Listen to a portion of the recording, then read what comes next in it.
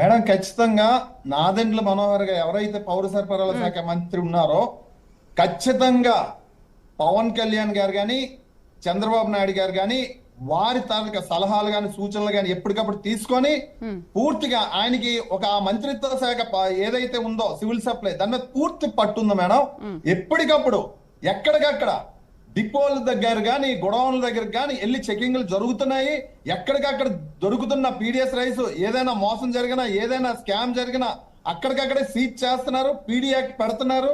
దాదాపు మనకి 29,000 షాపులు ఉన్నాయి మేడం. మొత్తం 29,000 షాపులు ఆంధ్రప్రదేశ్ మొత్తం మీద ఉన్నాయి. దగ్గర 1,46,00,000 మనకి నిత్యావసర వస్తువులు ఇవి మనకి ఇదవుతుంది మేడం. ఖచ్చితంగా నేను ఒక విషయం చెప్తున్నాను. మీరు చెప్పిన దీని ప్రకారం ఒక వ్యాన్ ఎందుకు పెడతాం మేడం అంటే మామూలుగా నిత్యావసర వస్తువులు ఖచ్చితంగా రేషన్ డిపోలు ఇప్పుడు జరుగుతున్న పద్ధతి ఏం పెట్టారు, 15 రోజులు ఖచ్చితంగా రేషన్ ఉంటది, ఉదయం సాయంత్రం ఉంటది.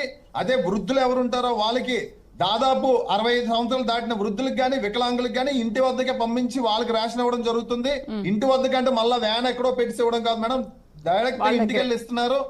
ఈ పద్ధతి అంతా జరగడం వల్ల ఈ వ్యాన్లు దేనికి ఉపయోగిస్తున్నారు, అందులో స్కామ్ చేసి ఎంతైతే మ్యాక్సిమం ప్రతి ఒక్కరి దగ్గర ఉన్నో ఆ బియ్యం కొనేసుకొని తీసుకొని ఆ బియ్యం డంప్ ఏది ఉంటుందో ఈ వ్యాన్లు డైరెక్ట్ గా పోర్ట్లకి రవాణా గానీ వీళ్ళు గొడవలకి రవాణాకి గానీ ఈ వ్యాన్లు వాడుతున్నారు.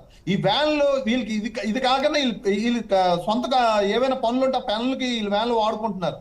పూర్తిగా దీని ప్రజాధనాన్ని పూర్తిగా వాడుకొని వినియోగం. దీనివల్ల మేడం దాదాపు 385 కోట్లు మనకి రేషన్ షాపుల ద్వారా ప్రతి నెల మిగులుతున్నది మేడం.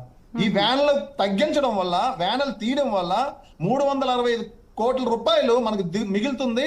ఇంకో విషయం ముఖ్యంగా చెప్పాలంటే నాదెండ్ల మనోహర్ గారు ఈ సివిల్ సప్లై డిపార్ట్మెంట్ తీసుకున్న తర్వాత ఆయనకి చంద్రబాబు నాయుడు గారు పవన్ కళ్యాణ్ గారు కానీ పూర్తి స్వేచ్ఛ ఇచ్చారు మేడం. ఎక్కడికక్కడ వాళ్ళు తోలు తీస్తున్నారు మేడం. నాకు తెలిసి ఈ రోజు 3 వ్యాన్లు దొరికాయంటే ఖచ్చితంగా మన ఆంధ్ర రాష్ట్ర కూటమి ప్రభుత్వం పూర్తిగా బలంగా పనిచేయబట్టి అది కూడా మూడు వ్యాన్లు కూడాను ఇక్కడ కాదు మేడం, పక్క రాష్ట్రాల నుంచి వచ్చిన రైస్ మాఫియాది దాన్ని కూడా మనం ఖచ్చితంగా నివారణ కూడా జరుగుతుంది. మనోహర్ గారు పూర్తిగా దీని మీద దర్యాప్తు చేయిస్తారు, వాళ్ళకి తగిన చర్యలు తీసుకుంటారు.